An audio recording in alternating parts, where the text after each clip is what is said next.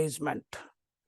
और talent management की सबसे इम्पोर्टेंट प्रोसेस है टैलेंट सेगमेंटेशन। आज हम उसी पर बात करेंगे। टैलेंट सेगमेंटेशन में टैलेंट को समझना और उसको औरों से अलग करना बहुत कठिन कार्य है। उसके दो कारण हैं।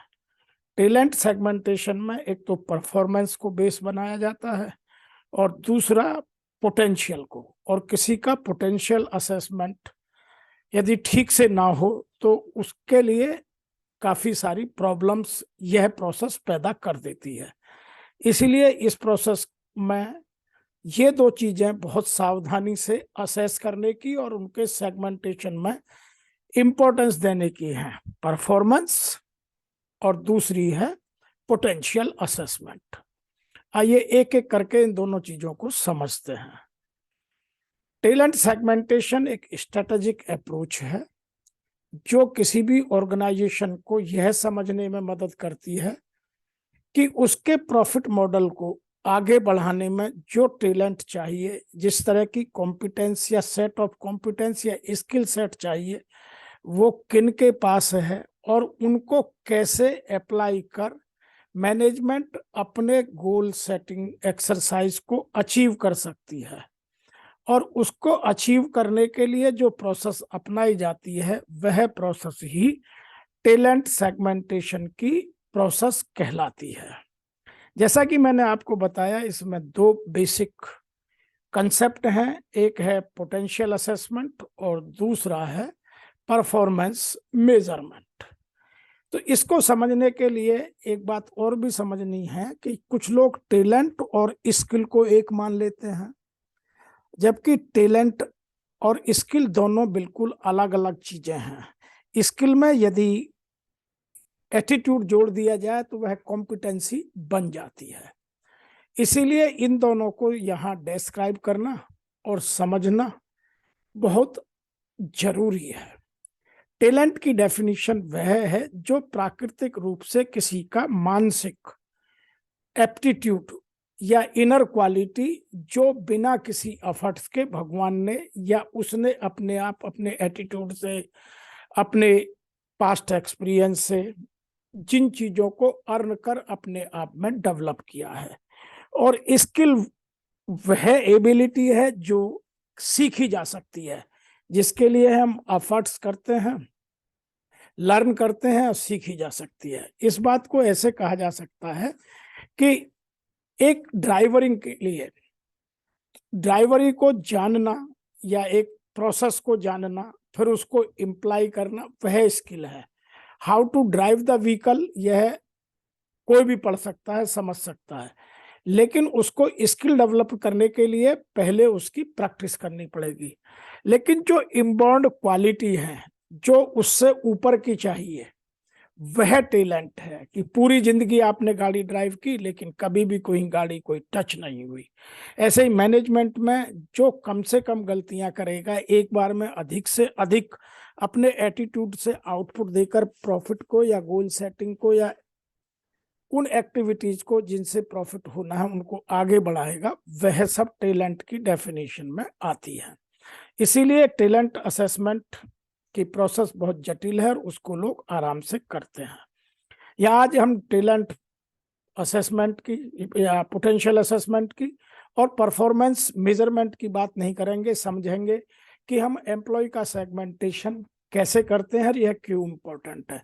एम्प्लॉय का सेगमेंटेशन टैलेंट सेगमेंटेशन में तो होता ही है और बहुत सारी प्रोसेस के लिए भी किया जाता है, क्योंकि सभी एम्प्लॉय को तो हम एक्विजिट करते हैं, हम उन्हें रिक्रूट करते हैं, हम उन्हें प्रमोट करते हैं, हम उन्हें डेवलप करते हैं।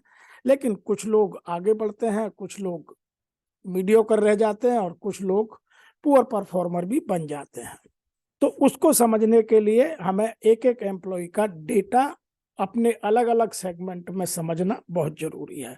लोग एम्प्लॉय सेगमेंटेशन में बहुत सारी प्रोसेस अपनाते हैं, उनमें एक टैलेंट मैनेजमेंट सेगमेंटेशन प्रोसेस भी है।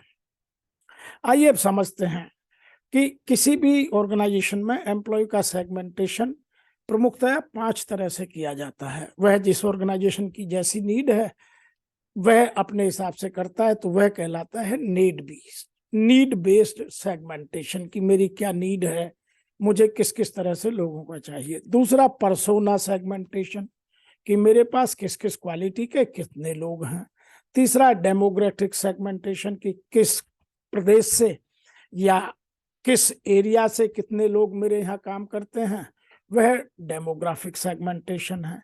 एक है एटीट्यूड बेस्ड सेगमेंटेशन, कि किसका कैसा एटीट्यूड है, मैं किसको कहाँ फिट कर सकता हूँ, कौन मार्केटिंग में चलेगा, कौन सेल्स में चलेगा, कौन मैन्युफैक्चरिंग में काम बेहतर करेगा, मैन्युफैक्चरिंग में भी मेंटेनेंस में कौन जाएगा, प्रोडक्शन में कौन जाएगा, प्रोडक्शन प्लानिंग में कौन जाएगा।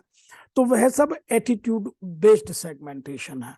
और हम जो बात कर रहे हैं वह बात कर रहे हैं टैलेंट बेस्ड सेगमेंटेशन की, किसका कितना टैलेंट है, किसको प्रमोशन दिया जाए, कौन हायर पोजीशंस पर अच्छा काम कर सकता है, पीछे की परफॉर्मेंस का रिकॉर्ड क्या है। जो मैंने अभी आपको दो घटकों की बात की, वही की पोटेंशियल और परफॉर्मेंस का रिकॉर्ड। आइए इस सब को समझने के लिए 9 बॉक्स मैट्रिक्स बहुत पॉपुलर मैट्रिक्स है, और उसमें हम उन्हीं दो बातों की बात करते हैं कि परफॉर्मेंस असेसमेंट और पोटेंशियल असेसमेंट। परफॉर्मेंस असेसमेंट हर साल हम सैलरी और वेजेस का रिवीजन और परफॉर्मेंस असेस करने के लिए उनको अलग से कुछ पर्क्स और बेनिफिट्स या प्रमोशन देने के लिए करते हैं। पोटेंशियल असेसमेंट कि हमें किस किस में पोटेंशियल है और किसको किस लेवल तक राइज दिया जा सकता है, या उस पोटेंशियल को कहाँ यूज किया जा सकता है, इसलिए असेस करते हैं। इसीलिए तीसरा इसमें है प्लॉटिंग ऑन द 9 बॉक्स, इन चीजों को 9 बॉक्स मैट्रिक्स में फिट करना। इसको समझने के लिए आपको 9 बॉक्स मैट्रिक्स को समझना होगा। 9 बॉक्स मैट्रिक्स क्या है? होल पॉपुलेशन का जब हम पोटेंशियल असेसमेंट और परफॉर्मेंस असेसमेंट कर लेते हैं, तो उसको एक तरफ पोटेंशियल और दूसरी तरफ परफॉर्मेंस के बेस पर बांटते हैं। जिनका पोटेंशियल भी लो है और परफॉर्मेंस भी पुअर है, वो उन पर टाइम टू एक्ट है, उन पर कुछ काम करना पड़ेगा, वह पॉपुलेशन 5 से 10% होती है। और एक दूसरी पॉपुलेशन जो एक्सट्रीम में होती है, वो है जिनका पोटेंशियल भी हाई है और जिनकी परफॉर्मेंस भी हाई रहती है, जो कंसिस्टेंट सुपरस्टार्स हैं। तो उनको भी अलग सेगमेंट करना पड़ेगा, क्योंकि वो यदि प्रमोशन टाइम से नहीं मिलेगा तो वो छोड़कर चले जाएंगे।